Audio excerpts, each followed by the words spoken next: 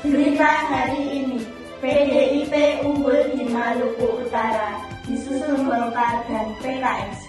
Pasangan nomor 21 Anies Baswedan dan Muhaimin Iskandar. Nomor urut 2 Prabowo Subianto dan Gibran Rakabuming Raka. Dan nomor urut 3 Ganjar Pranowo dan Mahfud MD. Batas rekapitulasi di KPU yakni tanggal 20 Maret 2020. Pesta demokrasi 5 tahunan telah berlalu, namun pertarungan merebut kursi di parlemen masih terus berlanjut hingga selesainya rekapitulasi penghitungan suara.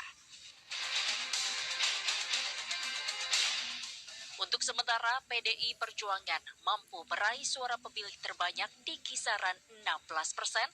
Selanjutnya, Partai Golkar dan Partai Gerindra berada di posisi kedua dan ketiga. Meski PDIP unggul dari sisi suara pemilih, Partai Golkar ternyata masih berpeluang untuk meraih kursi terbanyak di DPR RI. Dari prediksi sementara, Partai Golkar bisa meraih maksimal hingga 111 kursi dan berpotensi menggeser PDI Perjuangan sebagai peraih kursi terbesar. Sekarang ini kita sedang melihat dapil-dapil yang berpotensi menambah kursi bagi Partai Golkar. Bagi Partai Golkar ada kurang lebih 16 dapil lagi yang berpotensi mendapatkan kursi tambahan. Jadi dari analisa per jam ini kami sudah mendapatkan kurang lebih 102 kursi. Kita lagi menunggu kursi terakhir dari 16 dapil tersebut. Mudah-mudahan kita bisa mendapatkan tambahan kursi dari beberapa dapil yang kami sudah melihat ada potensi tambahan kursi.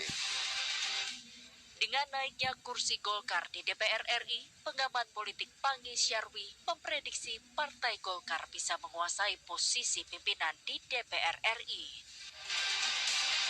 Tapi kalau lihat posisi dari realcon sekarang Mbak Putri, itu kan selisih 1% ya. Artinya jumlah suara sah nasional karena dianggap tadi Golkar itu lebih piawai dan mahir mengambil kursi-kursi terakhir, kursi ke-6, kursi ke-7, baik di kan ketika di dapil itu kan ada 6 atau sampai 7 caleg ya.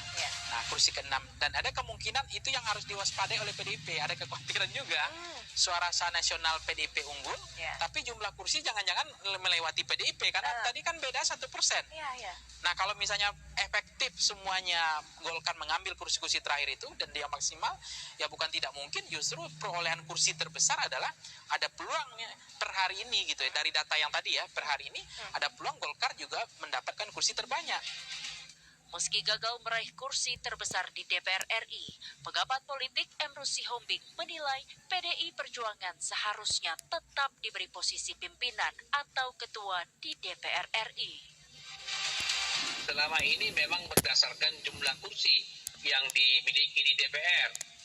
Namun demikian saya melihat terlepas daripada peraturan sebagaimana dikatakan Pang tadi, saya pikir itu benar secara peraturan, secara undang-undang. Tetapi ketika kita bicara tentang musyawarah, yaitu demokrasi kita musyawarah, kalau memang katakanlah partai tertentu sudah menjadi presiden kita yang akan datang, siapapun yang jadi pemenangnya nanti, saya pikir alangkah baiknya anggota atau ketua DPR kita itu dari partai yang tidak ada di pemerintahan, supaya lebih memang check and balance, sekalipun menurut peraturan tadi dikatakan bahwa suara terbanyak.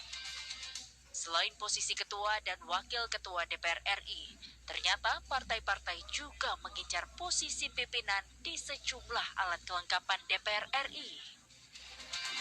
Ini rapatnya semi resmi sebetulnya Mbak.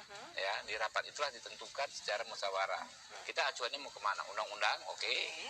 Kalau memang undang-undang yang berlaku. Tapi selain ketua DPR kan ada belasan alat kelengkapan dewan yang strategis juga Mbak. Ya, komisi 1 sampai 11. Ya kan ya. Partai apa mendapatkan berapa ketua komisi, ya, atau ketua AKD non komisi kan ada MKD, ada Banggar, ada Balek, apalagi ada BKSAP, ya kan ya.